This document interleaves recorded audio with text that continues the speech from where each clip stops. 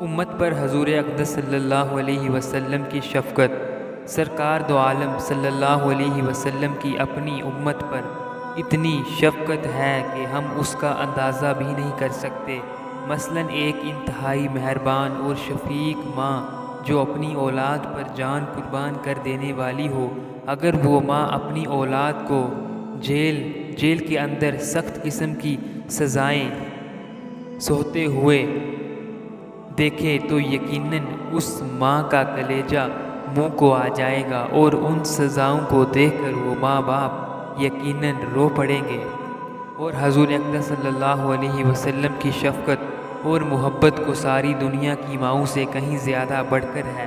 اس لیے آپ صلی اللہ علیہ وسلم نے فرمایا، میں نے اپنی امت کی عورتوں کو جب ہولناک عذاب میں مبتلا پایا، اس کی وجہ سے مجھے رونا آ رہا ہے کہ میری امت کی عورتوں پر اس طرح کا ہولناک عذاب ہوگا۔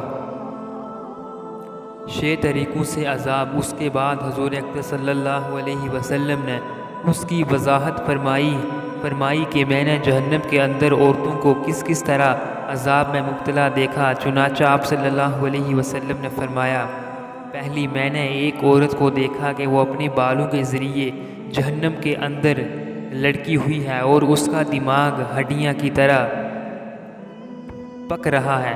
ایک تو خود جہنم کے اندر ہونا بذات خود کتنا ہولناک عذاب ہے۔ اللہ تعالی ہم سب کو اپنی پناہ میں رکھے، آمین۔ اور پھر بالوں کے بل لٹکانا یہ انتہائی تکلیف دہ سزا ہے، اور پھر دماغ کا پکنا یہ تیسری سزا ہے۔ پھر فرمایا میں نے دوسری عورت کو جہنم میں اس طرح دیکھا کہ وہ زبان کے بل لٹکی ہوئی ہے۔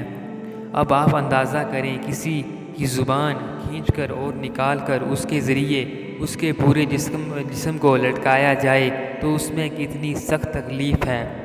اگر صرف ہاتھ کے ذریعے بھی کسی کو لٹکا دیا جائے تو وہی اس کے لیے موت سے بدتر ہے۔